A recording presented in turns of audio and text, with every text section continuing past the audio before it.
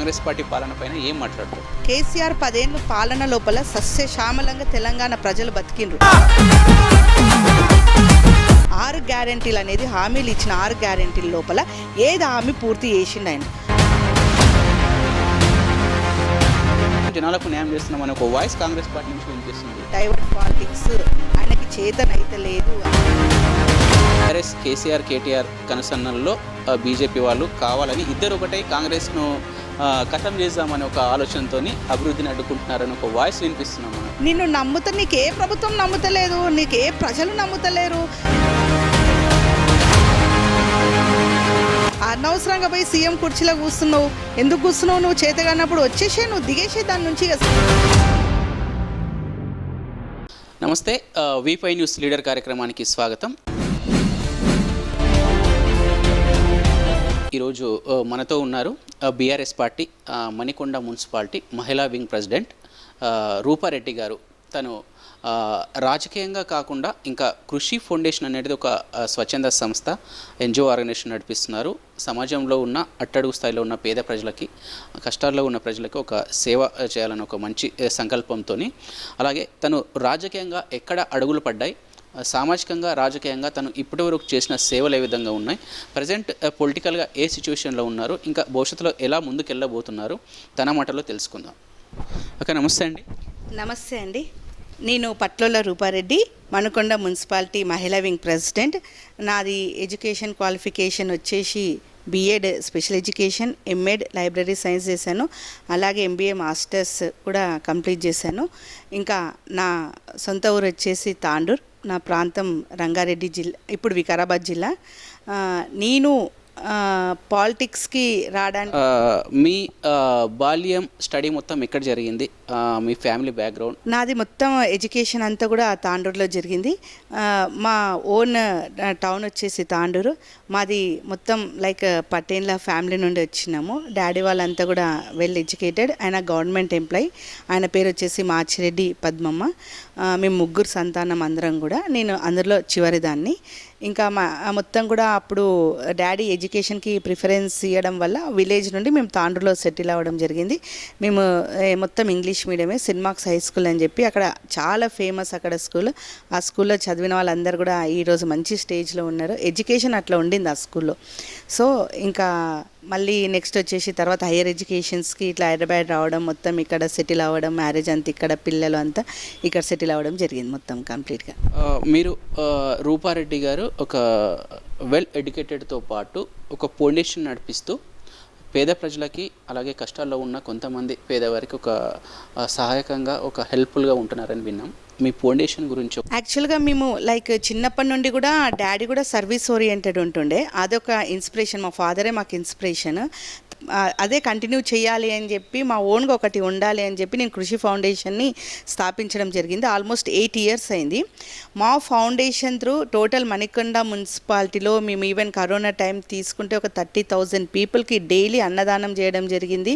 మళ్ళీ మా foundation members ఎవరిదైతే పుట్టినరోజులు అవన్నీ ఉన్నాయి వాళ్ళంతా క్యాన్సిల్ చేసుకుని ఎవ్రీడే వాళ్ళ ఆ ప్లేస్లో పేదవాళ్ళకి సర్వ్ చేయాలని చెప్పి వాళ్ళకి లైక్ మోటివేషనల్ ప్రోగ్రామ్స్, శానిటైజర్స్ ఇంకా అవన్నీ ఇవ్వడం జరిగింది. అదే కాకుండా తలసీమ చిల్డ్రన్స్కి బ్లడ్ డొనేషన్ క్యాంప్స్ పెట్టినాం. దాదాపు 11 క్యాంప్స్ వరకు పెట్టినాం వాళ్ళకి. ఈవెన్ కోవిడ్ టైంలో కూడా మేము కండక్ట్ చేసినాం. మళ్ళీ స్ట్రీట్ పీపుల్కి చలికాలం వస్తే బెడ్షీట్స్ అవన్నీ డొనేట్ చేయడం. ఫుడ్ ఎక్కడైనా ఫంక్షన్స్లో మిగిలితే మాకు కాల్ చేసేవాళ్ళు. సరే ఏ టైం అయినా మేము వెళ్ళి అందరికీ ఆ ఫుడ్ వేస్ట్ కాకుండా డిస్ట్రిబ్యూట్ చేస్తుండే. ఆర్ఫనేజెస్ వాళ్ళ ఎడ్యుకేషన్ వాళ్ళకి మా సంస్థ నుండి వాళ్ళ ఎడ్యుకేషన్కి సపోర్ట్ చేసినాం. లైక్ గ్రాసరీస్ కావాలంటే గ్రాసరీస్ సపోర్ట్ చేసినాం. అంటే లైక్ సమ్మర్ వచ్చిందంటే అంబ్రెలాస్ ఇవ్వడం, లైక్ చెప్పల్స్ అవన్నీ డిస్ట్రిబ్యూట్ చేయడం. ఆల్మోస్ట్ ఓల్డ్ ఏజ్ హోమ్స్కి మళ్ళీ వాళ్ళకి రిక్వైర్మెంట్ ఉన్న వాళ్ళకి డ్రెస్సింగ్ వేళ కానీ, ఫుడ్ వేళ కానీ, గ్రాసరీస్ వేళ కానీ కావాలనుకుంటే ఓల్డ్ ఏజ్ హోమ్స్కి, స్కూల్ అనాథ ఆర్ఫనేజెస్కి బ్యాగ్స్ కావాలంటే బ్యాగ్స్ అట్లా డొనేట్ చేయడం. అంటే వివిధ రకాలుగా మేము ఎవరైతే మా దగ్గరికి వస్తే కాదనకుండా మేము ఈవెన్ టిల్ టుడే కూడా మేము మా ఫౌండేషన్ నుండి బ్లడ్ ఎవరికి రిక్వైర్మెంట్ ఉన్నా కూడా హాస్పిటల్స్లో మేము మా ఫౌండేషన్ నుండి బ్లడ్ అనేది పంపిస్తూనే ఉంటాము. అరుణ్ గారు అని చెప్పి ఇప్పుడు ఎస్ఐగా ఉన్నారు, తను బాగా సపోర్ట్ చేస్తారు. ఆన్లైన్లో కూడా బ్లడ్ అవన్నీ ఉంటాయి. అంటే ఎవరికి ఏ సర్వీస్ కావాలన్నా కూడా మా ఫౌండేషన్ నుండి చాలా చేసినాం, ఇంకా టిల్ టుడే కూడా చేస్తూనే ఉన్నాం. అంటే ప్రజలకి అవసరం ఏదైతుందో ఆ నీడ్ని మేము చాలా వరకు ఫుల్ఫిల్ చేయడానికే ట్రై చేస్తాం. మా వల్ల కాలేదు అని అనుకుంటే ఇట్లా పెద్దల దగ్గర వెళ్ళడం, వాళ్ళ దగ్గర డిస్కస్ చేయడం, అట్లా వాళ్ళ నుండి సహాయం అందే విధంగా కూడా మేము ప్రయత్నాలు చేస్తాం. ఈ కృషి ఫౌండేషన్ అనేది స్థాపించడానికి అంటే మీకు ఎందుకు ఈ ఫౌండేషన్ పెట్టాలి అనే ఒక ఆలోచన ఎట్లా వచ్చింది, దానికి ఎక్కడ పునాది పడింది, ఎందుకు ఆ ఫౌండేషన్ స్థాపించారు? అంటే బిఫోర్ మేము యాక్చువల్గా సర్వీస్ ఓరియంటెడ్లో ఉన్నప్పుడు సప్తఋషి యోగా కేంద్రం అక్కడ చంద్రారెడ్డి గురూజీ ఆధ్వర్యంలో మేము కొన్ని ప్రోగ్రామ్స్ చేసేది మణికొండలో, లైక్ యోగా క్యాంప్స్ అని అవన్నీ చేసేది. సో అప్పుడు నాకు అనిపించింది, ఎందుకు నా ఓన్గా నేను ఒకటి స్థాపించగలిగితే నా డిసిషన్స్ నాకుంటాయి, అంటే నేను కరెక్ట్గా డిసిషన్ తీసుకొని ఇది వీళ్ళకి ఈ నీడ్ ఉంది నేను చేయగలుగుతా అని చెప్పి. ఇప్పుడు అక్కడ చేసి మేము డిపెండెంట్గా ఉంటాం, అంటే వాళ్ళ వ్యక్తిగత భావాలు మాకు నచ్చొచ్చు, నచ్చకపోవచ్చు. సో అవన్నీ అట్లా ఎందుకు, మనము ఒకరిని నిందించే కంటే మనమే సొంతంగా స్థాపించుకొని ఎవరికైతే ఏదైతే అవసరం ఉందో అది నా ద్వారా, మా ఫౌండేషన్ ద్వారా, మా ఫౌండేషన్స్ మెంబర్స్ ద్వారా మేము చేసుకుంటే మంచిగా ఉంటుంది అని చెప్పి మేమంతా టీం లాగా ఏర్పడినాం. ఆల్మోస్ట్ ఇది 8 years అయిపోయిందండి. 8 years అయిపోయింది స్థాపించి కూడా. ఏప్రిల్లో స్టార్ట్ చేసినాం మేము, 2017లో స్టార్ట్ చేసినాము. ఆల్మోస్ట్ 8 years కంప్లీట్ అయిపోయింది ఫౌండేషన్ స్టార్ట్ చేసి. సామాజికంగా కృషి ఫౌండేషన్ ఒకవైపు అయితే, మీకు రాజకీయాలకు రావాలి అనే ఒక థాట్ ఎక్కడ వచ్చింది? అంటే రాజకీయాలకు రావాల్సిన పరిస్థితి, దారితీసిన పరిస్థితి మీకు ఎవరు ప్రోత్సాహం ఇచ్చారు? యాక్చువల్గా మాది complete service oriented and educational background ఉన్న ఫ్యామిలీ. పాలిటిక్స్ అయితే అసలు అట్లాంటిది మైండ్లో కూడా లేకపోతుండే. ఎప్పుడైతే నేను మణికొండలు ఇవన్నీ సర్వీసెస్ అవన్నీ చేస్తున్నప్పుడు, లైక్ బీజేపీలో శ్రీనివాస్ గారు అని ఉండే, తను ఏం చేస్తున్నట్టే, నువ్వు ఇంత యాక్టివ్గా ఉంటున్నావు, ఇంత పబ్లిక్లో ఉంటున్నావు, ఇంత సర్వీస్ చేస్తున్నావు, మీలాంటి వాళ్ళు మా పార్టీలో ఉంటే చాలా బాగుంటుంది అని చెప్పి బీజేపీ తరఫు నుండి తను మా ఇంటికి వచ్చి మాట్లాడడం, మా ఫాదర్ దగ్గర అట్లా మాట్లాడడం జరిగింది. ఆ మాట్లాడే పరిధి లోపల సరే చూద్దాము, మంచినే ఉంటుంది కదా, ఎంకరేజ్మెంట్ ఇస్తున్నారు కదా అని చెప్పి అనుకునే పరిధిలో అనుకోకుండా ఎమ్మెల్యే ప్రకాష్ గౌడ్ గారిని కలవడం జరిగింది. ఎప్పుడైతే ప్రకాష్ గౌడ్ గారితో ఇంటరాక్షన్ జరిగిందో ఇంకా అన్నతో ఉండాలి అని చెప్పి ఇంకా అట్లా అప్పుడు టీఆర్ఎస్ పార్టీలో చేరడం జరిగింది. అదేవిధంగా ఆయన మాకు అంతే మంచి సపోర్ట్ ఇచ్చిండు. ఆయన అంతే మాకు ఎప్పుడు మా వెనకాల ఉన్నాడు. మేము ఏ సమస్యను తీసుకొని పోయినా పరిష్కరించిండు ఆయన. బీఆర్ఎస్ పార్టీలో మీరు అడుగుపెట్టిన తర్వాత, రాజకీయ భవిష్యత్తు అక్కడ మొదలైన తర్వాత మీకు అప్పటి రాజకీయాలు ఎలా అనిపించినాయి? అంటే ఒక సామాజిక ఫౌండేషన్ నుంచి, కృషి ఫౌండేషన్ నుంచి పొలిటికల్గా ఎంటర్ అయిన తర్వాత అక్కడ సామాజిక సేవ, ఈ సామాజిక సేవ సేమ్ అనిపించినాయా, లేకుంటే పొలిటికల్గా ఏం డిఫరెంట్గా అనిపించింది? నాకు ప్రకాష్ అన్నతో 5 years అప్పుడు ఎమ్మెల్యేగా ఉన్నప్పుడు వర్క్ చేసినప్పుడు, మళ్ళీ ఈ పీరియడ్లో కూడా తను బీఆర్ఎస్ పార్టీలోనే ఉండే. అప్పుడు తను మాకు మంచి ఎంకరేజ్మెంటే ఇచ్చిండు. ఎందుకంటే ఎటువంటి ఏది కూడా మేము ఇట్లా ఇది చేయాలనుకుంటున్నాము, ఇట్లా చేయాలి, ఈ విధంగా ఇది ఇట్లా అప్రోచ్ అవ్వాలని అనుకుంటున్నాము అని అంటే ఆయన ఏ రోజు కూడా మా మాటను కాదని చెప్పలేదు. అప్పుడు ఫౌండేషన్కి సపరేట్గా చేసుకునేది నా వర్క్ అంతా, పొలిటికల్గా వచ్చేసి సపరేట్గా చేసుకునేది. అంటే పొలిటికల్గా లోకల్ రిక్వైర్మెంట్స్ ఏమున్నా కూడా, ఎవరికి ఏ సమస్య ఉన్నా కూడా, ఎవరికి ఏ ప్రాబ్లం ఉన్నా కూడా మా దగ్గరికి తీసుకొస్తే ఖచ్చితంగా నేను అది అన్న దగ్గరికి తీసుకుపోతే ఎప్పుడైనా సాల్వ్ చేసేది. అప్పుడు అనిపించింది నాకు, అరే పాలిటిక్స్ కూడా మన బీఆర్ఎస్ పార్టీ ఎంత హార్డ్ వర్క్, ఎంత మంచి చేస్తుంది ప్రజల కోసము, ఎక్కడ కూడా కాదనకుండా ప్రజల సమస్యలను తీర్చే విధంగా ఉంది పార్టీ అని చెప్పి. ఇంకొకటి తెలంగాణ అంటే నాకు ప్రాణం, కేసీఆర్ అంటే ఇంకా చాలా ఇష్టం అసలు. ఇంకా దానికోసం ఇంకా నచ్చి ఇంకా సాటిస్ఫై అయిపోయినా అనమాట. అంటే ఫౌండేషన్ వర్క్కి లైక్ ఇక్కడ పార్టీ వర్క్కి బ్యాలెన్స్డ్గా ఉంది కాబట్టి, సో ఇంకా సాటిస్ఫై అయిపోయి ఇంకా నేను కూడా చాలా సిన్సియర్గా, చాలా సీరియస్గా ఏ ప్రోగ్రామ్ చేసినా, ఏ ఈవెంట్ని చేసినా చాలా సీరియస్గా తీసుకొని ఖచ్చితంగా అది సక్సెస్ చేస్తుండే. ఫెయిల్యూర్ అనేది లేదు అసలు. ప్రకాష్ గౌడ్ గారు రాజేంద్ర నగర్ ఎమ్మెల్యే, వారితో మీకు ఒక బ్రదర్ సిస్టర్ బాండింగ్ ఉందనేది మేము కొన్ని సందర్భాల్లో విన్నాం. ఇప్పుడు మరి మీ ప్రకాష్ గౌడ్, మీ మాజీ బీఆర్ఎస్ నాయకులు ఇప్పుడు కాంగ్రెస్ పార్టీ అధికార పార్టీలోకి వెళ్ళారు కదా, ఎట్లా ఫీల్ అవుతున్నారు? అంటే వాస్తవానికి ఆయనతో ఉన్న అనుబంధం నా ఒక్కడిది అని అట్లా చెప్పలేను. కాకపోతే నాకు అన్నంటే బాగా అభిమానం ఉండేది. ఎందుకంటే ఆయన ప్రజలకు ఆ విధంగా ఆదరించేది. అంటే పార్టీకి అతీతంగా పనిచేశాను. ఇట్లా బీజేపీ, కాంగ్రెస్, బీఆర్ఎస్ అని కాకుండా ప్రజల సమస్యలపైన ఎవరైనా వెళ్తే వాళ్ళందరికీ చాలా పాజిటివ్గా రెస్పాన్స్ అయ్యి చాలా పాజిటివ్గా నేను చేస్తాను అనేవాడు. కానీ ఇట్లా ఈయన ఈ పార్టీ కదా, ఈయన వస్తే నేను ఎందుకు చేయాలి అనే మెంటాలిటీ ఆయన దగ్గర లేదనమాట. సో అట్లా ఆయన అంటే మాకు చాలా ఇష్టం పెరిగింది, అభిమానం పెరిగింది. కానీ కాంగ్రెస్ పార్టీలోకి వెళ్ళిన తర్వాత మాకు అది అసలు ఊహించలేము. ప్రకాష్ అన్న అట్లా వెళ్తాడని అయితే మేము ఊహించలేము. ఇంకా ఆయన వెళ్ళిన తర్వాత అయితే మాకు చాలా బాధ అనిపించింది. ఎందుకంటే బీఆర్ఎస్ పార్టీ నుండి అన్న చాలా వ్యక్తిగతంగా ప్రతి ఒక్కరికి దగ్గర అయ్యాడు. కాన్స్టిట్యున్సీలో ఒక రూపానే కాదు, రాజనగర్ కాన్స్టిట్యున్సీ లోపల చాలా దగ్గరైన మనిషి ఆయన అందరికీ. అట్లాంటిది ఇట్లా మారిపోయిండు అంటే అది నమ్మలేని నిజంలాగా అనిపిస్తుంది. ఇంకా ఆయన వెళ్ళడం చాలా బాధాకరం. కానీ మేము పార్టీలో ఉండి మేమైతే బీఆర్ఎస్ పార్టీలోనే ఉంటాం, కేసీఆర్ కోసమే పనిచేస్తాం. జై తెలంగాణ నినాదంతోనే బతుకుతాం, అదే నినాదంతో సస్తాం. ఒకవేళ మీ అభిమాన స్థానిక ఎమ్మెల్యే ప్రకాష్ గౌడ్ గారు తిరిగి మళ్ళీ బీఆర్ఎస్ పార్టీలకు వస్తే మీరు దాన్ని ఆహ్వానిస్తారా లేకుంటే వ్యతిరేకిస్తారా? ఎట్లా ఫీల్ అవుతారు? వాస్తవానికి చెప్పాలంటే అన్న అట్లా వెళ్ళడమే మాకు నచ్చలేదు. మళ్ళీ తిరిగి వస్తాను అని అంటే ఇప్పుడు ఆల్రెడీ కార్తిక్ రెడ్డి గారు రాజేంద్ర నగర్ ఇన్ఛార్జ్గా ఉన్నారు. తను చాలా యాక్టివ్ రోల్ ప్లే చేస్తున్నారు. వాళ్ళు పార్టీ అధికారంలో లేకపోయినా సరే పార్టీకి కట్టుబడి ఉన్నారు వాళ్ళ కుటుంబం. ఇప్పుడు సబితా ఇంద్రారెడ్డి గారిని తీసుకున్న, వాళ్ళ కుటుంబ సభ్యులను తీసుకున్న, పార్టీకి కట్టుబడి ఉండి పార్టీ కోసం పనిచేస్తున్నారు.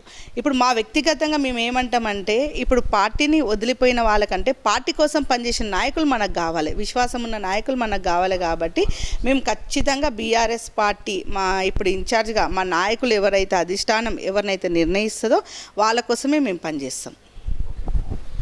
ప్రజెంట్ ఒక బీఆర్ఎస్ మణికొండ మున్సిపాలిటీ ఒక అధ్యక్షురాలిగా, మహిళా అధ్యక్షురాలిగా ప్రస్తుత రాజకీయాలు తెలంగాణ రాష్ట్రం ఆవిర్భావం తర్వాత ఒక 2 సార్లు కేసీఆర్ ఆధ్వర్యంలో ముఖ్యమంత్రిగా రాష్ట్రం ఒక మంచి పొజిషన్లో వెళ్ళింది డెవలప్మెంట్ పరంగా.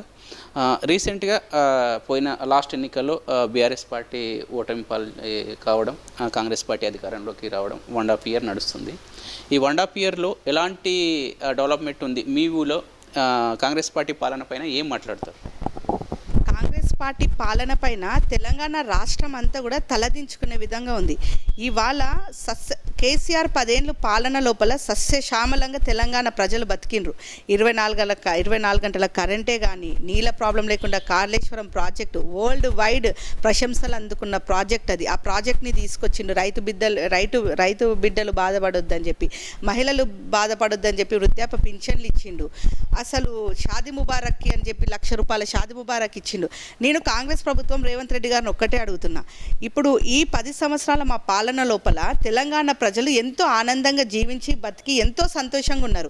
ఇవాళ రోదనలు వినిపిస్తున్నాయి. ఇవాళ ఎక్కడ చూసినా ఇబ్బందులే. ఎవరు కూడా ఇట్లా సుఖశాంతులతోని కానీ ఏ రంగంని తీసుకున్నా, విద్యారంగంని తీసుకున్నా, బిజినెస్ ప్రకారంగా చూసుకున్నా, ఎక్కడ చూసుకున్నా కూడా ఒక రైతుల ప్రకారంగా చూసుకున్నా, ఎక్కడ కూడా ఆడపడుచుల బిడ్డల ప్రకారంగా చూసుకున్నా, ఎక్కడ చూసుకున్నా 6 గ్యారెంటీలు అనేది హామీలు ఇచ్చిన 6 గ్యారెంటీల లోపల ఏది హామీ పూర్తి చేసిండు ఆయన?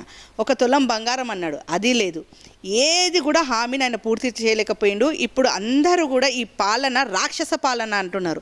రాక్షస పాలనని తీసుకొచ్చినాము, రాక్షసుని తీసుకుపోయి సీఎంని చేసినామని చెప్పి తెలంగాణ ప్రజలందరూ కూడా రోదనలతోని, ఈ ఆవేదనతోని అందరు బతుకుతున్నారు. ఈ రాక్షస పాలన ఎప్పుడు అంతమవుతుంది? మళ్ళీ మా దేవుడు, మా నాయకుడు, మా కేసీఆర్ ఎప్పుడు వస్తాడు సీఎంగా అని చెప్పి ఎదురు చూస్తున్నారు ఈరోజు. కేసీఆర్ పాలనలో ఎంతో అభివృద్ధి జరిగిందని మీరు అంటున్నారు. అదే టైంలో ఈ 10 ఏళ్ల బీఆర్ఎస్ ప్రభుత్వ పాలన, కేసీఆర్ ముఖ్యమంత్రిగా ఉన్న ఈ సందర్భంలో రాష్ట్రాన్ని అప్పుల కుప్పగా చేశారు. అభివృద్ధి పేరుతోని లక్షల కోట్ల ఆ ప్రజాధనాన్ని దుర్వినియోగం చేశారని ఒక గట్టి వాయిస్ మనము సీఎం రేవంత్ రెడ్డితో అయినా, వాళ్ళ నుంచైనా, కాంగ్రెస్ పార్టీ పెద్దల నుంచైనా మనం ప్రతిరోజు వింటున్నాం. వాళ్ళ చేసిన అప్పులు మేము తీర్చడానికి, ఆ వడ్డీలు కట్టడానికే మాకు సరిపోతలేదు, అందుకనే మేము ఇచ్చిన హామీలు నెరవేర్చడంలో మేము ధైర్యంగా అడిగేయలేకపోతున్నాం, వాళ్ళు చేసిన తప్పుకు శిక్ష మేము అనుభవిస్తున్నామని కాంగ్రెస్ పార్టీ పెద్దల నుంచి వస్తున్న గట్టి వాయిస్. ఒక మహిళా బీఆర్ఎస్ నాయకురాలుగా మీరు దాన్ని ఏ విధంగా మాట్లాడతారు? ఇది నిజంగా చెప్పాలంటే సిగ్గుచేటు చర్యగా నేను భావిస్తున్నాను. అప్పుల గురించి రేవంత్ రెడ్డి మాట్లాడుతున్నాడు. కేసీఆర్ అప్పు చేసిండు, దేనికి చేసిండు? తెలంగాణ అభివృద్ధి కోసం చేసిండు. ఒక ప్రాజెక్టులను తీసుకొచ్చిండు, వెల్ఫేర్ స్కూళ్ళని తీసుకొచ్చిండు, రైతన్నలకు రైతు బీమా, రైతు బంధు అని చెప్పి స్కీములు తీసుకొచ్చిండు. ఇవాళ ఎక్కడ చూసినా ప్రశంసలతో ఉన్నాడు. నువ్వు దేనికి అప్పు చేసినావు? నువ్వు ఒక ప్రాజెక్టు తీసుకురాలేవు, ఏమి తీసుకురాలేవు, లక్షల కుప్పలుగా అప్పు చేసి పెడుతున్నావు. ఇవాళనేమో అది ప్రపంచ సుందరుల పోటీలు అని చెప్పినావు, దాన్ని ఏమి ఉద్ధరించినావు? అందులో కామైతే వెళ్ళేపాయే, ఎక్కడ పోయినా విమర్శలతోని కూడుకున్న బతుకు మీరు బతుకుతున్నారు.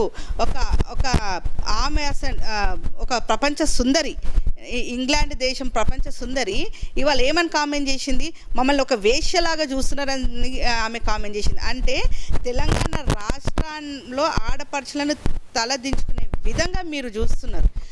అంత ఆ విధంగా మీరు ఈ విధంగా చేసి తెలంగాణ ప్రజలను అవమానం గురుస్తున్నారు. మళ్ళీ కేసీఆర్ అప్పు చేసిందని చెప్పి నిందలేస్తున్నారు. మీరు ఎన్ని నిందలేసినా మొన్నటి వరకు కాళేశ్వరం ప్రాజెక్ట్ నోటీస్ అన్నాడు, ఏం చేసిండ్రు? సుప్రీంకోర్టు అసొంటి జడ్జి అసొంటిది ప్రశంసలు ఇచ్చిండు. ఏంది భయ్ మీరు చెప్పేది? ఆయన ఎంత అభివృద్ధి చేసిండు, రైతులకు ఎంత దానివల్ల ఎంతో ఉపయోగపడుతుంది, అందులో మీరు ఏంది కమిషన్లు అది ఇదని మాట్లాడుతున్నారు అని చెప్పి సుప్రీంకోర్టే కదా మొట్టికాయలు వేసింది. ఇప్పుడు మళ్ళీ మేము అప్పు చేసినామని మాట్లాడుతున్నారు. అసలు కొంచెమన్నా ఇంకిత జ్ఞానం రేవంత్ రెడ్డికి, ఆయనకి చేత కానీ ప్రభుత్వము డైవర్ట్ పాలిటిక్స్ ఆయనకి చేతనైతే లేదు. ఆయన ఏం హామీలు ఇస్తున్నాడో కూడా ఆయనకు తెలుస్తలేదు. ఇచ్చిన హామీలను నెరవేర్చుకోవడం లేదు. ఖాళీ హామీలు పేపర్ షేగా ఇది ఇస్తున్నాము అంతే, కానీ ఇచ్చింది లేదు ఇంతవరకు. తెలంగాణ ప్రజలందరూ కూడా గమనిస్తున్నారు రేవంత్ రెడ్డి వాళ్ళు కాంగ్రెస్ ప్రభుత్వం ఎంత విఫలమైంది అనేది తెలంగాణ రాష్ట్ర ప్రజలందరూ కూడా గమనిస్తున్నారు. Complete failure government, divert politics అంతే. ఇంకా ఒక పొలిటీషియన్గా కాకుండా ఒక సామాన్య ఓటర్గా, ఒక ప్రజా మనిషిగా మీరు ప్రస్తుతం రేవంత్ రెడ్డి గవర్నమెంట్లో ఈ హైడ్రా అనేది ఒక తీసుకొచ్చారు. అంటే ఎవరైతే ఎన్ని రోజులు ఈ తెలంగాణ ప్రభుత్వంలో గత 10 సంవత్సరాలు అంతకంటే ముందు కూడా అక్రమ నిర్మాణాలు, చెరువులను, నాలాలను కబ్జా చేశారు. ఈ హైదరాబాద్లో ఉన్న చాలా చెరువులను అక్రమంగా ఆక్రమించి నిర్మాణాలు కట్టారు. దీన్ని కూల్చివేతలు అనేది ఒక హైడ్రా అంటే మేము న్యాయం చేస్తున్నాం, జనాలకు న్యాయం చేస్తున్నాం అనే ఒక వాయిస్ కాంగ్రెస్ పార్టీ నుంచి వినిపిస్తుంది. అది న్యాయపరంగా ఉందా, అన్యాయంగా ఉందా? మీరు దాని గురించి ఏం మాట్లాడతారు? పర్మిషన్స్ ఇచ్చింది వాళ్ళ ప్రభుత్వం ఉన్నప్పుడు ఇచ్చిండ్రు పర్మిషన్స్, బీఆర్ఎస్ ప్రభుత్వం ఉన్నప్పుడు ఇవ్వలేదు. వాళ్ళ ప్రభుత్వం ఉన్నప్పుడు పర్మిషన్స్ ఇచ్చి ఇప్పుడు హైడ్రా కంటే డ్రామా ఎక్కువ ప్లే చేస్తున్నారు వాళ్ళు. ఏ కాడికి బీఆర్ఎస్ ప్రభుత్వాన్ని, కేసీఆర్ని బ్లేమ్ చేయాలని చూస్తున్నారు, కానీ అది జరగని పని. ఇప్పుడు హైడ్రా విషయానికి వస్తే ఎంతమంది కుటుంబాలు రోడ్ల పైన పడ్డారు, చిన్న పిల్లలతో సహా ఏడుస్తున్నారు. అది నోటీసులు లేకుండా కూల్చేస్తున్నారు, ఒక ఇంటిమేషన్ లేదు. ఎంత నష్టం జరుగుతుంది అసలు, ప్రజలు ఎంత ఇబ్బంది పడుతున్నారు.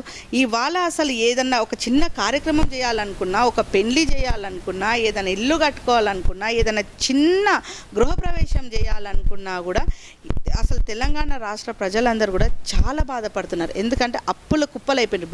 బిల్డర్ల జీవితాలు ఏమైపోయినాయి. ఇవాళ రియల్ ఎస్టేట్ రంగం ఎక్కడుంది అసలు? ఏదైనా ప్లాట్ ఏదైనా బుక్ చేయించినా కూడా సంవత్సరం అయితే రిజిస్ట్రేషన్లు అవుతలేవు, ఎల్పీ నంబర్లు ఇస్తలేరు. ప్రతి దానికి కమిషన్ ఏజెంట్ల లాగా వాళ్ళ అన్నదమ్ములు పనిచేస్తున్నారు.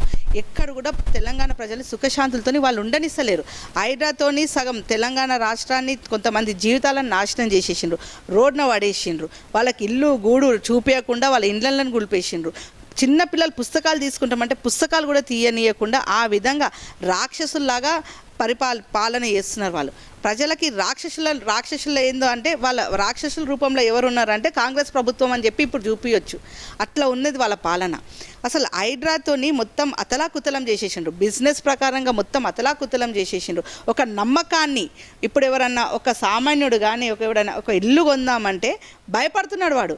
అరే నీ అమ్మ ఏది ఎక్కడుందో హైడ్రాని. ఇప్పుడు చెరువులు కాలువల గురించి మాట్లాడితే కాంగ్రెస్ వాళ్ళ ఇండ్లు లేవా? కాంగ్రెస్ వాళ్ళ ఇండ్లు కనిపిస్తలేవా? నాలల పైన వాళ్ళ ఇండ్లు కట్టలేరా? వాళ్ళ ఇండ్లను ఎందుకు గుల్పారు మీరు? పేదోళ్ళ ఏం చేసినారని పేదోళ్ళ ఎందుకు నాశనం చేస్తున్నారు మీరు? పేదోళ్ళ బతుకులను ఎందుకు నాశనం చేస్తున్నారు? గండిపేట, ఉస్మాన్ సాగర్ చుట్టూ మొత్తం ఎవరు ఉన్నాయి? వాళ్ళే ఉన్నాయి కదా, మరి ఎక్కడ కనిపిస్తలేదా వాళ్ళకి? అవి కనిపించే వాళ్ళకి ఏ కాడికి సామాన్య ప్రజలను టార్గెట్ చేసిండ్రు వాళ్ళు.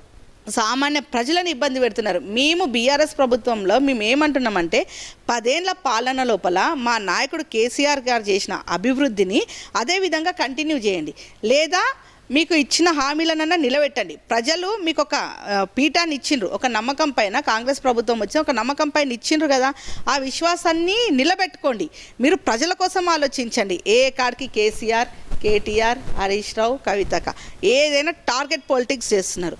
టార్గెట్ పాలిటిక్స్ ఆపేసేయండి. ఇప్పటికైనా ఆపేసి ప్రజల పక్షాన ఉండండి. ఎందుకంటే ఇంకొక 2 సంవత్సరాలు అయితే ప్రజలు చచ్చిపోయే పరిస్థితికి వస్తారు. ఇంకా అంత ఆకలి రాజ్యం అనేది ఏందో తెలంగాణ రాష్ట్రాన్ని ఆకలి రాజ్యంగా చేసి చూపిస్తున్నాడు ఈయన. ఆ విధంగా చేస్తున్నాడు. దయచేసి రేవంత్ రెడ్డి గారికి మేము ఏం కోరుకుంటున్నామంటే, మీరు ప్రజల పక్షాన్ని నిలబడండి, ప్రజలకి న్యాయం చేయండి, ప్రజలకి సహాయం చేయండి, ఇచ్చిన గ్యారెంటీలను నిలబెట్టుకోండి. వాళ్ళకి ఆడపడుచులకు తులం బంగారం అన్నావు, ఎక్కడ పోయింది? ప్రియాంక గాంధీ స్కూటీలనే అది ఎక్కడ పోయి? ఏ హామీని వాళ్ళు నెరవేర్చిండ్రు? ఏది చెయ్యలేక చేతగాక డైవర్ట్ పొలిటిక్స్ చేసి ఏ కాడికి అది నోటీస్ పంపిద్దామా, అది ఎంత చేసినా కూడా మా నాయకులు చాలా కరెక్ట్ అయిన నాయకులు, ప్రజల పక్షాన ఉన్న నాయకులు, ప్రజల కోసం ప్రాణాలు ఇచ్చే నాయకులు, ప్రజలకి అన్యాయం ఎక్కడ జరిగినా న్యాయం జరిగే విధంగా చేసే మా నాయకులు. కాబట్టి ఇవాళ మా బీఆర్ఎస్ ప్రభుత్వాన్ని ప్రజలు, తెలంగాణ రాష్ట్ర ప్రజలు, యావత్ ప్రజలంతా కూడా కోరుకుంటున్నారు. మళ్ళీ కేసీఆర్ రావాలి, కేసీఆర్ రావాలి అని చెప్పి ఇవాళ గడప గడప కోరుకుంటుంది. తెలంగాణ ప్రస్తుత కాంగ్రెస్ పార్టీ అధికారులైన సీఎం రేవంత్ రెడ్డి అయినా సరే, మనం రీసెంట్గా మీడియాలో చూస్తున్నాం, పేపర్లో చూస్తున్నాం, టీవీ ఛానల్స్లో కూడా చూస్తున్నాం.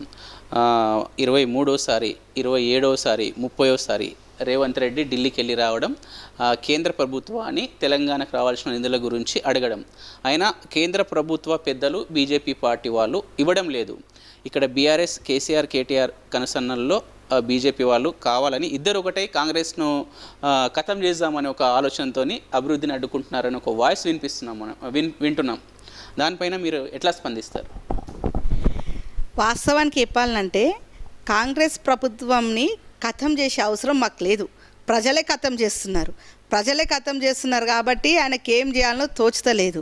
ఆయనకేమో తెలంగాణ ప్రజలు నమ్మి ఓటేసి గెలిపిస్తే పోయి నిధులు తీసుకొని కూడా శాత కానప్పుడు సీఎం కుర్చీలో కూర్చున్నాడు. ఎందుకంటే ఇక కానీ ఢిల్లీకి పోయి వచ్చుడు. ఇప్పుడు పేపర్ వాళ్ళే చేస్తున్నారు. అన్నిసార్లు పోయొచ్చు, అన్నిసార్లు ఫ్లైట్ ఎక్కి అన్నిసార్లు పోయొచ్చి ఆడ ఏం నమస్తే పెట్టి వస్తున్నాడా? చేతగానప్పుడు, దమ్ము లేనప్పుడు ఎందుకు హామీలు ఇవ్వాలి? ఇప్పుడు బీజేపీ ప్రభుత్వం ఇస్తలేదంటుంది. నువ్వు ఏదైనా ఒక హామీని నెరవేరిస్తే కదా నేను నమ్ముతాడు ఎవడైనా. ఈయనకే ఖాళీ పోవుడు వచ్చుడు అదే పెట్టినావు. అది అందరికీ తెలుస్తుంది. ఈడు ఫ్లైట్ ఎక్కుతున్నాడు, పోతున్నాడు, వస్తున్నాడు అని చెప్పి.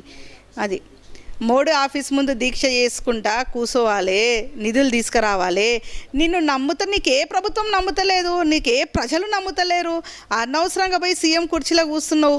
ఎందుకు కూర్చున్నావు? నువ్వు చేతగానప్పుడు వచ్చేసే, నువ్వు దిగేసే దాని నుంచి, ఇక సీఎం కుర్చీ నుంచి దిగేసేయి. అనవసరంగా నీకు చేతగాక, నీకు దమ్ము లేక, నీకు నిధులు తీసుకురావడం చేతగాక ఈరోజు బీఆర్ఎస్ ప్రభుత్వాన్ని నిందిస్తే తెలంగాణ ప్రజలు చూస్తలేరా? ప్రజలేం పిచ్చోళ్ళా? ప్రజలైతే గమనిస్తున్నారు కదా నువ్వు చేసేవి ఏం చేస్తున్నావు, ఏం చేస్తలేవు అని చెప్పి. నీ వాస్తవానికి చెప్పాలంటే ఇప్పుడు కూడా మేము చెప్తున్నాం, రేవంత్ రెడ్డి గారికి ఒక్కటి చెప్తున్నాం, మీరు విమర్శల రాజకీయాన్ని ఆపేయండి. మీరు మా నాయకులని నిందించడం ఆపేయండి. మా నాయకుల పేర్ల జపం తీసేయడం ఆపేయండి. దమ్ముంది కదా నీకు, నువ్వు నిజంగానే తెలంగాణ ప్రజల కోసం మంచి చేయాలని అనుకుంటున్నావు కదా, పో ఢిల్లీకో. 20 సార్లు పోయినావు, 27 సార్లు పోయినావు, ఏం బీకినావు? ఇంతవరకు తెలంగాణ ప్రజల కోసం ఏమీ చేయలేవు. కనీసము పోయి ఆడ పోరాడడం చేత కాకపోతే దీక్షదే, లేదంటే తెలంగాణ ప్రజల కోసం చచ్చిపోయి నిధులు తీసుకురా. దమ్ముంటే పోయి అవన్నీ చేసి తీసుకురా. అంతేగాని ఏ కాడికి బీఆర్ఎస్ ప్రభుత్వం మంచి వేస్తే నువ్వు నిధులు తీసుకురావా? మళ్ళీ ప్రజలు ఎందుకు గెలిపించింది నీకు? మళ్ళీ ప్రజలకు ఎందుకు హామీలు ఇస్తున్నావు నువ్వు? ఇవాళ బీఆర్ఎస్ ప్రభుత్వాన్ని నిందించడానికి. ఇవాళ కూడా రేవంత్ రెడ్డి గారికి మేము చెప్తున్నాము, చేతనైతే పాలన చేయి, లేకపోతే దిగిపో. అంతేగాని మా ప్రభుత్వాన్ని, మా నాయకులను నిందించే స్థాయిలో నువ్వు లేవు, నీకు చేత కాదు. బీఆర్ఎస్ పార్టీ వరంగల్ మహాసభ 27 వరంగల్ మహాసభ అనేది మీకు చాలా ప్రతిష్టాత్మకంగా తీసుకుంది. అధిష్టానం కేసీఆర్ అయినా, హరీష్ రావు అయినా, కేటీఆర్ అయినా, కవిత అయినా, ఇంకా మీ పార్టీ క్యాడర్ మొత్తం. 27 వరంగల్ మహాసభ తర్వాత మీ బీఆర్ఎస్ పార్టీలో ఒక ఉత్సాహం గమనించాం. ప్రజెంట్ సిచ్యువేషన్లో ఎన్నికలు వస్తే బీఆర్ఎస్ పార్టీ ఎన్ని సీట్లు గెలిచే అవకాశం ఉంది? ఆల్మోస్ట్ బీఆర్ఎస్ అయితే ఖచ్చితంగా 90 సీట్లు అయితే గ్యారెంటీ. అసలు కాంగ్రెస్ ప్రభుత్వంకి మ్యాక్సిమం చెప్పాలంటే ఒక 10 సీట్లు కూడా వస్తే రావు. ఆ గ్యారెంటీ కూడా లేకుండా పోయింది. ఎందుకంటే వీళ్ళ పాలన చెత్త పాలన అట్లా ఉంది. కాబట్టి ప్రజలు ఇప్పుడు ఓట్లు వేసి గెలిపించినందుకే బోరు నేడుస్తున్నారు.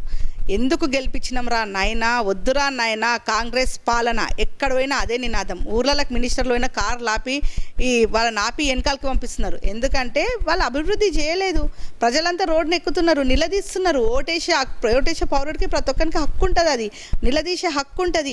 ఇవాళ లగచెర్ల రైతులను చూసుకున్నాం, ఎంతమందిని ఇబ్బంది పెడతలేరు. హైడ్రా రూపంలో ఇక్కడ ప్రజలను ఇబ్బంది పెట్టిండ్రు, అక్కడ రైతులను ఇబ్బంది పెట్టిండ్రు, అక్కడ ముసలోళ్ళకి పింఛన్లు లేక ఇబ్బంది పెట్టిండ్రు. అసలు ఏం చేస్తుంది తెలంగాణ? నాకైతే పోలీసుల బాధ కూడా చెప్పుకున్నారు పాపం, ఆ పిఆర్సీలు ఇవ్వలేడు, ఏమి ఇవ్వలేడు అని చెప్పి. నిజంగా చాలా అసలు ఎవరు ఎక్కడ చూసినా ఏముంది, ఇప్పుడు ఎవరన్నా దగ్గర పోయి ఎట్లుందన్న బిజినెస్ ఏముందన్న అంటే ఏముంది, కాంగ్రెస్ వచ్చే బిజినెస్ వాయే, కాంగ్రెస్ వచ్చే బిజినెస్ వాయే. మీరు ఇక్కడ కాదు, మా బీఆర్ఎస్ నాయకుల దగ్గర మాట్లాడకండి, సామాన్య ప్రజల దగ్గరికి వెళ్ళి ఒక్కసారి అడగండి. ఎవరి నోట్లో చూసినా ఇదే మాట. మొత్తం దివాలు తీసిన కోరిని, తెలంగాణ రాష్ట్రాన్ని దివాలు తీసిన కోర్లను చేసిండు ఈయన. మొత్తం అంత స్థాయికి తీసుకొచ్చిండు రేవంత్ రెడ్డి. నిజంగా ఇవాళ మేమందరం కూడా చాలా బాధపడుతున్నాం, ప్రజల పక్షాన మేము చాలా బాధపడుతున్నాం. ఎందుకంటే వాళ్ళ బాధలు వర్ణనాతీతం. ఎందుకంటే ప్రతి ఒక్క సామాన్యుడి ఇబ్బంది, పేదోళ్ళ కాడ నుంచి పెద్దల వరకు ఇవాళ ప్రతి ఒక్కరు కూడా తెలంగాణ ప్రజలు మహిళలను తీసుకున్న, మగవాళ్ళని తీసుకున్న, పిల్లల్ని తీసుకున్న, విద్యారంగాన్ని తీసుకున్న, ముసలోళ్ళని తీసుకున్న, రైతులను తీసుకున్న, కార్మికులను తీసుకున్న, గవర్నమెంట్ ఎంప్లాయీస్ని తీసుకున్న, ఎక్కడ చూసినా కూడా అసంతృప్తి, ఎక్కడ చూసినా ఒక బాధ, ఎక్కడ చూసినా ఒక ఆవేదన, అన్ని రకాలుగా మేము చూస్తున్నాం. నిజంగా మాకు అనిపిస్తుంది, మా నాయకుడు ఏదన్నా డిసిషన్ తీసుకొని తొందరగా వస్తే బాగుండు, మా పాలన ఎప్పుడు వస్తుందని చెప్పి మేము కూడా 1000 కళ్ళతో ఎదురు చూస్తున్నాం. అభివృద్ధి పరంగా మన ప్రజెంట్ కాంగ్రెస్ పార్టీ, అధికార party Congress party, CM KCR అయినా, అలాగే మన assembly speaker Prasad Kumar sir అయినా, ఇద్దరు మన గత ఉమ్మడి రంగారెడ్డి జిల్లాకు చెందిన నాయకులు. ప్రజెంట్ ఇప్పుడు వికారాబాద్ జిల్లా డివైడ్ అయినా, కాకపోతే వాళ్ళు ఒకప్పుడు ఉమ్మడి రంగారెడ్డి 1 year 2 years బ్యాక్ ఒక ఉమ్మడి రంగారెడ్డి నాయకులుగా మీరు కూడా ఇదే తాండూరు రంగారెడ్డి ప్రాంతానికి, ఉమ్మడి రంగారెడ్డి ప్రాంతానికి చెందిన నాయకులుగా డెవలప్మెంట్ చేస్తే, ఏమైనా డెవలప్మెంట్ పరంగా మీ మణికొండ మున్సిపాలిటీకి, మీ ప్రాంతానికి ఏదైనా ప్రత్యేకంగా అభివృద్ధి చెందాల్సిన అవసరం ఏముంది, ఏమైనా మీరు కోరుతున్నారా ఈ మీడియా ముఖంగా? ఖచ్చితంగా కోరుకుంటున్నామండి. ఇప్పుడు మా రాజేంద్రనగర్ కాన్స్టిట్యున్సీ కిందికి వస్తుంది. ఇప్పుడు మా మణికొండ మున్సిపాలిటీ లోపల రోడ్ల సమస్య చాలా ఉందండి. ట్రాఫిక్, విపరీతమైన ట్రాఫిక్ ఇబ్బంది. ఇప్పుడు మర్రిచెట్టు సర్కిల్ తీసుకున్న, ఆంధ్ర బ్యాంక్ సర్కిల్ తీసుకున్న, అంజలి గార్డెన్స్ తీసుకున్న, అంటే వివిధ రకాలుగా ఎక్కడ తీసుకున్నా కూడా ట్రాఫిక్తోని పబ్లిక్ అంతా చాలా ఇబ్బంది పడుతున్నారు. ఇప్పుడు స్కూల్స్కి వెళ్ళే టైంకి, ఆఫీస్కి వెళ్ళే టైమ్స్కి అయితే ఇంకా అసలు నరకం కనిపిస్తుంది. ఖచ్చితంగా ట్రాఫిక్ సమస్యను అనేది ఖచ్చితంగా తీర్చాలి. ట్రాఫిక్ సిగ్నల్స్ అనేది ఏర్పాటు చేయాలి. మర్రిచెట్టు సర్కిల్ దగ్గర అదొకటి మర్రిచెట్టు సర్కిల్, ఆంధ్ర బ్యాంక్ సర్కిల్ అనేది అదొక నోటెడ్ ప్లేస్ అనమాట. ఇప్పుడు అక్కడ ఒక ట్రాఫిక్ సిగ్నల్స్ని అరేంజ్ చేయాలని చెప్పి, ఎందుకంటే 4 ways నుండి వస్తుంటాయి, ఎక్కడ ఏం జరుగుతుందో తెలియదు. ఇప్పుడు శ్రీజా దగ్గర, తనీష నగర్, అక్కడ శ్రీజా దగ్గర కూడా ఒక ట్రాఫిక్ సిగ్నల్, మర్రిచెట్టు దగ్గర కూడా ఒక ట్రాఫిక్ సిగ్నల్. ఖచ్చితంగా 2 కానిస్టేబుల్స్ని పెట్టడం అనేది చాలా ఇంపార్టెంట్. ఎందుకంటే అక్కడ పబ్లికే గవర్నమెంట్ సర్వెంట్స్ లాగా దిగి, ఆ ట్రాఫిక్ జామ్ అయినప్పుడు పబ్లికే గవర్నమెంట్ సర్వెంట్స్ లాగా వాళ్ళు ఇన్వాల్వ్ అయ్యి ఆ ట్రాఫిక్ని క్లియర్ చేయడం జరుగుతుంది. మొదటి సమస్య ట్రాఫిక్. ఇంకొకటి రోడ్లు, అసలు చాలా చిన్న రోడ్లు, జనాభా పెరిగిపోయింది, రోడ్లు వచ్చేసరికి చాలా చిన్న రోడ్లు అయిపోయినాయి. ఇంకొకటి వచ్చేసి ఇదివరకు మాకు పవర్ ప్రాబ్లం అనేది లేకపోతుండే, ఇప్పుడు వెరీ ఫ్రీక్వెంట్గా పవర్ ప్రాబ్లం వస్తుంది. ఇంకొకటి మణికొండ మొత్తంలో వాటర్ ప్రాబ్లం, చాలా వాటర్ ప్రాబ్లం ఉంది. పాపులేషన్ పెరిగిపోయింది, వాటర్ ప్రాబ్లం ఒకటి చాలా ప్రాబ్లం ఉంది. ఇంకా చాలా వరకు వర్షాలు పడ్డాయి అంటే మొత్తం లైక్ కొంచెం వర్షం పడ్డా కూడా కుంభకోతల్లాగా, వరదల్లాగా కారిపోతున్నాయి వాటర్. అదొకటి, వాటర్ క్లియరెన్స్ అనేది. అది ఇవన్నీ ఏంటంటే బేసిక్ నీడ్స్. ఇవన్నీ ఈ బేసిక్స్ నీడ్స్ని ఎప్పుడైతే మనం సాటిస్ఫై అవుతామో, వేరే సమస్యలు ఏమైనా ఉన్నా కూడా మనకి చిన్న సమస్యల్లాగా కనిపిస్తాయి. ఇవి ఏంటంటే డే టు డే లైఫ్లో ఎర్లీ మార్నింగ్ లేవగానే మనకి వాటర్ రిక్వైర్మెంట్ ఉంటుంది. తర్వాత రెడీ అయినాక ఇమీడియట్గా ఆఫీస్ టైమింగ్స్ ప్రకారం, స్కూల్స్ టైమింగ్స్ ప్రకారం స్కూల్స్ వెళ్ళాల్సి ఉంటుంది. సో అవన్నీ కూడా ఈ ట్రాఫిక్ సమస్యను క్లియర్ చేసి, ఈ వాటర్ ప్రాబ్లం అనేది లేకుండా చేసి, ఇవన్నీ సాల్వ్ చేసి, ఇంకా ఈ డ్రైనేజ్ ప్రాబ్లమ్స్ అని, ఎందుకంటే వర్షం పడ్డది అని అంటే మొత్తం వరదల్లాగా ఇట్లా మొత్తం నిండిపోతుంది, ఇంకా చాలా ఇబ్బందికరం. అట్లా కొంతమంది యాక్సిడెంట్లో మొన్న రీసెంట్గా ఒక చిన్నారి చనిపోవడం జరిగింది. అట్లా వర్షాలు పడ్డప్పుడు వాళ్ళు అట్లా ఒక పర్సన్ కొట్టుకుపోవడం అంటే ప్రాణాపాయం అయిన స్థితిలో ఈరోజు మణికొండ మున్సిపాలిటీ ఈ రీజన్స్ వల్ల ఉందని చెప్పి నేను చెప్తున్నాను. మీ మీడియా ముఖంగా మాకు ఇవన్నీ, ఈ సమస్యలన్నీ పరిష్కరిస్తే నిజంగా మేము చాలా సంతోషిస్తాం. మణికొండ మున్సిపాలిటీలో ఒక బీఆర్ఎస్ పార్టీ మహిళా నేతగా, అలాగే మీరు గతంలో కూడా కార్పొరేటర్గా, కౌన్సిలర్గా పోటీ చేశారు. మిమ్మల్ని నెక్స్ట్ ఎన్నికల్లో అయినా ఇక ముందు కూడా రాజకీయంగా ఇక్కడి ప్రాంత ప్రజలు మిమ్మల్ని ఆదరించవలసిన ఆవశ్యకత, మీకే సపోర్ట్ చేయవలసిన ఆవశ్యకత, ఒకవేళ చేస్తే మీరు వాళ్ళని ఎట్లా చూసుకుంటారు? ఒక్కసారి మా V5 న్యూస్ ఛానల్ ముఖంగా వాళ్ళకు ఒకసారి వివరించండి.